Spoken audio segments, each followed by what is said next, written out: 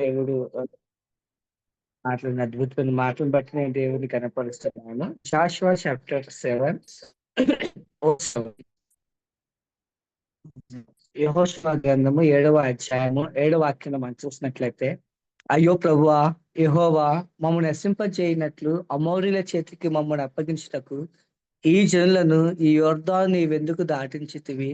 మేము యొర్దాను అవతల నివసించుట మేలు. ప్రభువా కనికరించుము.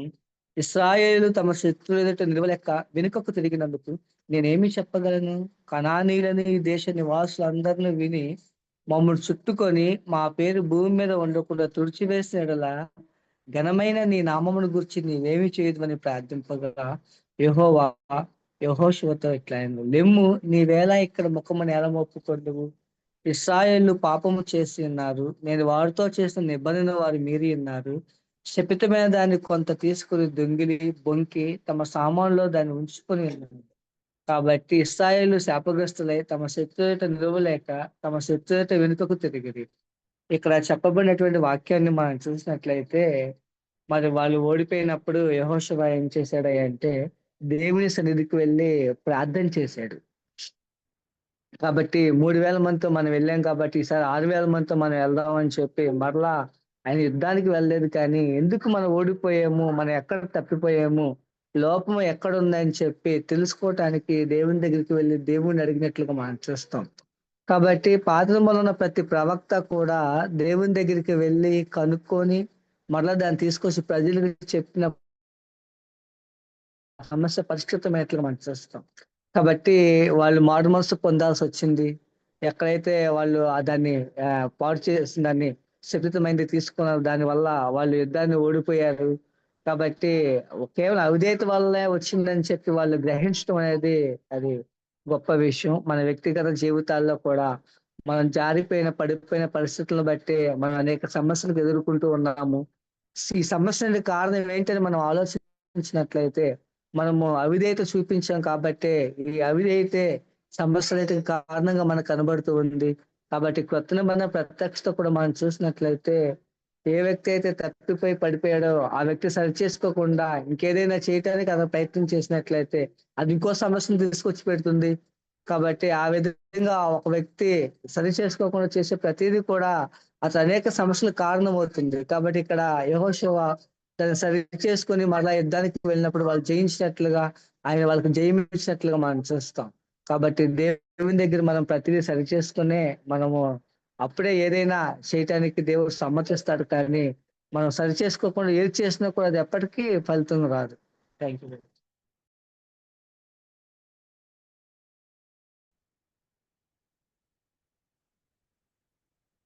ఇశ్రాయేలీలందరూ 7వ అధ్యాయము 8వ వచనం నుంచి చూసినట్లయితే, 7వ వచనం నుంచి 7వ అధ్యాయం 7వ వచనం నుంచి చూసినట్లయితే యెహోషువ గ్రంథం, వాళ్ళు దేవుని దగ్గరికి వచ్చి అయ్యో ప్రభువా అని ఒకసారి ఇంకా చదివినట్లయితే వాళ్ళు బట్టలు చింపుకుని ఎంతో రోధించినట్లుగా ధూళి పోసుకుని తర్వాత మమ్మల్ని ఎందుకు రక్షింప చేస్తున్నావు అని చెప్పి దేవుని అడుగుతున్నారు.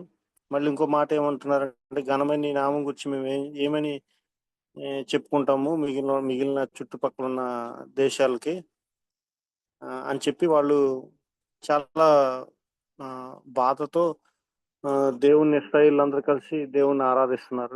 దేవునికి వాళ్ళ బాధని, వాళ్ళకి వచ్చిన కష్టాన్ని చెప్పుకుంటున్నారు. ఆ కష్టం చెప్పుకునే వాళ్ళలో కూడా ఆకాను కూడా ఉన్నాడు. అయితే ఇక్కడ చూసినట్లయితే ఎప్పుడు దేవుడు మన పక్షాన్ని ఉన్నారని చుట్టుపక్కల ఉన్న అన్ని రాజ్యాలు చెప్పుకునే పరిస్థితులు ఉన్నప్పుడు చాలా చిన్న దేశమైన హాయి పట్టణం మీదకి వెళ్ళిపోయి వీళ్ళు అపజయం పొందారు. 38 మంది చనిపోవటం జరిగింది. ఇది చూసినప్పుడు వీళ్ళు ఆ యొక్క వచ్చిన శ్రమని లేదా వచ్చిన యొక్క ఆ పరాజయాన్ని తట్టుకోలేక, సో మాకింత పెద్ద దేవుడు అండగా ఉన్నప్పటికీ కూడా మేము ఓడిపోయామని చెప్పి యెహోషువ మొత్తం ఇశ్రాయేలీయులందరూ కలిసి దేవుని దగ్గరకు వచ్చి అయ్యో ప్రభువా ఏంటి మాకు కష్టం ఏంటి ఇది అని మాట్లాడినప్పుడు దేవుడు క్లియర్ గా చెప్తా వచ్చారు వాళ్ళందరికీ. ఏంటి అంటే ఆ యొక్క ఇశ్రాయేలులోనే ఆకాన్ కూడా ఉన్నాడు. ఆకాన్ అనే వ్యక్తి ఏం చేసాడు అంటే మనం చూసినట్లయితే ఆయన ఏం చేస్తా వచ్చాడంటే మంచి సేనాయి వస్త్రాన్ని ఒకదాన్ని తీసుకున్నాడు. 200 తులముల వెండిని తీసుకున్నాడు. అలాగే 50 తులముల ఎత్తుగల ఒక బంగారు కమ్మిని తీసుకున్నాడు.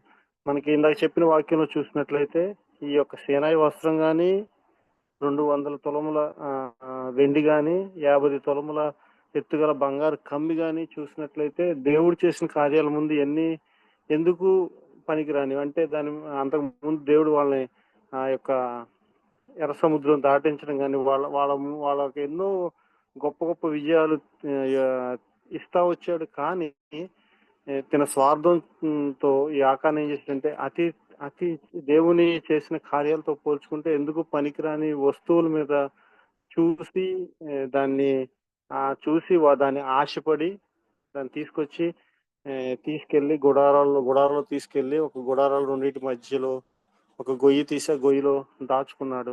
సో దాన్ని బట్టే ఇశ్రాయేలీయులకి పరాజయం వచ్చింది. దాన్ని బట్టే ఇశ్రాయేలీయులు ఈ రోజు ఏడ్చే పరిస్థితి వచ్చింది. దాన్ని బట్టే ఇశ్రాయేలీయులు అందరూ అయ్యో ప్రభువా ఏంటి మా కష్టం, చుట్టుపక్కల రాజ్యాలు చూసి మమ్మల్ని ఎంత హేళన చేస్తాయి, ఎంత చిన్న పట్టణం మీద ఓడిపోయామని చెప్పి ఏడుస్తూ రోదిస్తే పరిస్థితి రావడానికి కారణం ఎవరు అంటే ఒక చిన్న తప్పు చేసిన ఈ యొక్క ఆకాన్ అనే వ్యక్తి. 6 లక్షల మంది ఉంటే 6 లక్షల మందిలో ఒక వ్యక్తి, ఆ ఒక వ్యక్తి కూడా తీసుకున్నది దేవుడు చేసిన కార్యాలతో పోలిస్తే అతి చిన్నది. అది కూడా ఎక్కడికో తీసుకెళ్లి ఎవరికీ తెలియకుండా దాసి అందరి ముందు దొంగిలించి అందరి ముందు నటిస్తూ జీవిస్తున్నాడు. అదే వాక్యం చెప్పబడింది. ఈ రోజు మనం కూడా ఈ యొక్క మనకు వచ్చిన కష్టాలు గాని ఇబ్బందులు గాని చూసి మనం రోధిస్తాము, బాధపడతాం. కానీ వాక్యం చెప్తుంది క్లియర్ గా మీ యొక్క హృదయాల్లో ఆ డేరాల మధ్యలో తీసుకెళ్లి ఆ గుంట తీసి దాచినట్లుగా ఎవరికి కనిపించకుండా దాచినట్లుగా మీ యొక్క హృదయాల్లో ఏదన్నా చెడు తలంపో లేకపోతే దేవుని ఆజ్ఞకి విరుద్ధమైనది ఏదో దాయబడిందేమో ఈ హృదయంలో. ఒక్కసారి లోతుకెళ్ళి పరిశీలన చేసుకోండి. వెళ్ళండి, డేరా మధ్య వరకు వెళ్ళండి, అది తవ్వండి, చూడండి. కంపల్సరీ మీ దాసిని మనకే తెలుస్తాయి. అవి ఎప్పుడైతే బహిర్గతం అవుతాయో అప్పుడే మనం మనకి అపజయం రాకుండా జయం రావడానికి ఛాన్సెస్ ఉందని చెప్పి బైబిల్ వాక్యం సెలవిస్తా ఉంది. ఇక్కడ చూసినట్లయితే ఆకాన్ అయితే మొత్తం దాసేసుకుని నటిస్తా వచ్చాడు. కానీ అది కూడా ఎవరికి తెలియదు అనుకున్నాడు. కానీ దేవుడు బట్టబయలు చేశాడు. ఏదో ఒక టైంలో కంపల్సరీ మనం చేసే ప్రతి పాపం కూడా బట్టబయలు చేస్తుంది. పెద్దది అవసరం లేదు, అతి చిన్న పాపం కూడా మన పరాజయానికి కారణం అవుతుంది అని చెప్పి ఈ రోజు వాక్యంలో క్లియర్ గా స్పష్టంగా దేవుడు మాట్లాడాడు. అందుని బట్టి దేవుని కృతజ్ఞతలు తెలుపుకుంటున్నాను. Thank you brother. చెప్పినట్లుగా ఈరోజు బ్రదర్ చెప్పినట్లుగా నిజంగా ఆకాను విషయంలో మరి ఆ ఆకాన్ చేసిన పాపం అటు ప్రజలకి తెలియపోవచ్చు, వారి నాయకునికి కూడా తెలియదు. కానీ వాళ్ళు ముందుకు వెళ్లాల్సింది ఉంది. కానీ వాళ్ళు పట్టణాన్ని జయించలేకపోయారు. హాయి పట్టణాన్ని జయించలేక ఓడిపోయారు. మరి నిజంగా ఆ సమయంలో యెహోషువ ప్రజలకి ఏం సమాధానం చెప్పాలో తెలియక ఉన్నప్పుడు నిజంగా దేవుడిని బ్రతిలాడినప్పుడు దేవుడు ఉన్న విషయాన్ని యెహోషువకు తెలియజేసినప్పుడు తర్వాత మనకు తెలిసింది కదా, అతను రాళ్ళతో కొట్టి చంపే విధంగా జరిగింది. కాబట్టి దీన్ని బట్టి ఏంటంటే అనేక సార్లు కూడా మనం కూడా మన సంఘంలో గాని మన కుటుంబంలో ఆకాన్ లాగా ఉండొచ్చు మనం. అది నిజంగా చాలా ఘోరమైంది. అంటే ఒక్క వ్యక్తి మన చిన్న తప్పే అది, దానివల్ల ఏంటంటే కుటుంబం ఇదవుతుంది, సంఘం కూడా పాడైపోతుంది. కాకుండా ఆ విధంగా ఆకాన్ లాగా ఉండకుండా మరి నోవాహు వలె నీతిమంతులుగాను మరి కొన్నేళ్ళ వలె భక్తిగా మనము దేవునికి ఇష్టలుగా జీవించాలని దీన్ని బట్టి తెలుసుకున్నాం. Thank you.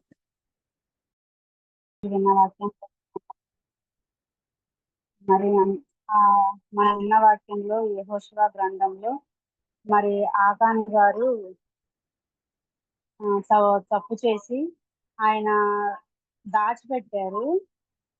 ఆ దాచిన దాన్ని వాళ్ళ తండ్రి దగ్గర యెహోషువ గారు అడిగినప్పుడు తండ్రితో చెప్పాడు అనమాట, నేను ఫలానా చోట అది దాచిపెట్టాను అని చెప్పి. మనం కూడా తండ్రి దగ్గర ఒప్పుకునే వారిగా మన తప్పులు ప్రతిదీ కూడా మనం మొరపెట్టి ఒప్పుకొని క్షమించమని బ్రతిమలాడుకునే వారుగా ఉండాలి, రోధించే వారిగా ఉండాలి. అదేవిధంగా కుటుంబంలో 4, 5 ఉన్నప్పటికీ ఏ ఒక్కరం తప్పు చేసి ఒప్పుకోకుండా దాన్ని దాచిపెట్టినట్లయితే అది అందరికీ అది దాని ఎఫెక్ట్ ఉంటది. అది ఇప్పుడు బాగున్నా తర్వాత అది మనం ఎదుర్కొంటాం దాన్ని. అలాంటి స్థితి వచ్చినప్పుడు అయినా సరే అప్పటికి కూడా మనం దాన్ని ఒప్పుకొని దాన్ని సరి చేసుకొని అయ్యో నా వల్ల నా కుటుంబానికి ఈ పరిస్థితి వచ్చింది అనని మరి ఆయన కూడా లాస్ట్ గా ఒప్పుకున్నాడు, నేను పలానా చోట దాచిపెట్టాను అనేసి. అలాగే మనం కూడా మన కుటుంబంలో ఒప్పుకోవాలి, నా వల్ల ఈ మిస్టేక్ జరిగింది, నా వల్ల ఇంకొకరికి హాని జరిగింది అని సంఘంలో అయినా సరే మన కుటుంబ జీవితంలో అయినా సరే దేవుని దగ్గర పశ్చాత్తాపడాలి. మనల్ని మనం మోసం చేసుకుంటాం, అందరిని ఎవరినో మోసం చేయటం కాదు, కానీ మనల్ని మనమే మోసం చేసుకొని తండ్రిని మోసం చేసి తండ్రి దగ్గరే మనం తప్పు చేయని వారిగా తిరుగులాడితే కనుక అది చాలా శాపానికి, చాలా మనం సరిదిద్దుకోలేని మన అపవాదికి అవకాశం ఇచ్చి మన కుటుంబ జీవితాలు నాశనం చేసుకుని సంఘంలో కూడా ఎదుగుదల లేకుండా ఉంటాము. ఈ రీతిగా దేవుడు మాట్లాడి మళ్ళా ఇంకా కుటుంబ జీవితాల్లో సరి చేసుకొని దాపి చిన్నదైనా సరే, పెద్ద తప్పులే కాదు కానీ ప్రతి చిన్న తప్పునైనా సరే దేవుని సన్నిధిలో పరిశుద్ధాత్మ దగ్గర మనం ఒప్పుకునే వారిగా ఆ స్థితికి ఈ మధ్యాహ్న సమయంలో దేవుడు తీసుకొచ్చినందుకు, మాటలు తెలియపరిచినందుకు వందనాలు తెలియజేస్తున్నాను.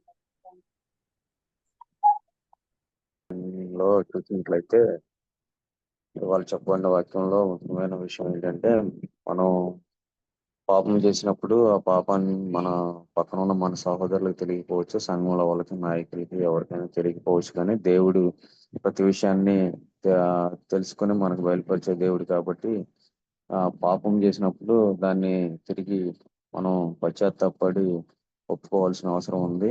ఎందుకంటే బైబిల్లో చెప్పండి ప్రకారం తన అతిక్రమం ఒప్పుకొని దాన్ని విడిచిపెట్టేవాడు ధన్యుడు అని చెప్పన్నట్లు మనం ఈ పాపం ఒప్పుకోవాలి. అంతేగాని దాన్ని మనం కప్పిపెట్టి దాచిపెట్టినట్లయితే అది తప్పనిసరిగా దేవుని ద్వారా బహిర్గతం చేయబడుతుంది. పాత నిబంధన కాలంలో అయితే ఆకాన్ని రాళ్లతో కొట్టి చంపారు. రాత్రి కొత్త నిబంధన సమయంలో మనకి దేవుడు పశ్చాత్తాపడటానికి, మారు మనసు పొందడానికి మనకి తగిన కృపను దయచేశాడు. కాబట్టి మనం మనం చేసిన పాపము బట్టి మన సంఘం గాని, మన కుటుంబం గాని, లేకపోతే మిగతా అనేక విషయాల్లో ముందుకు వెళ్లకుండా ఉండటానికి కారణమయ్యే అవకాశం ఉంది. కాబట్టి మనం మన పాపం విషయంలో జాగ్రత్తగా ఉండవలసిన అవసరం ఉంది. మన పాపములను మనం మనం వ్యక్తిగతంగా పరీక్ష చేసుకొని ప్రతి ఒక్కరం కూడా మనం ఏ విషయంలో తప్పు అన్నామో ఆ విషయంలో మనల్ని మనం సరి చేసుకుని ముందుకు వెళ్లాల్సిన అవసరం ఉందని ఈ రోజు చెప్పిన వాక్యాన్ని బట్టి తెలుసుకున్నాం. Thank you.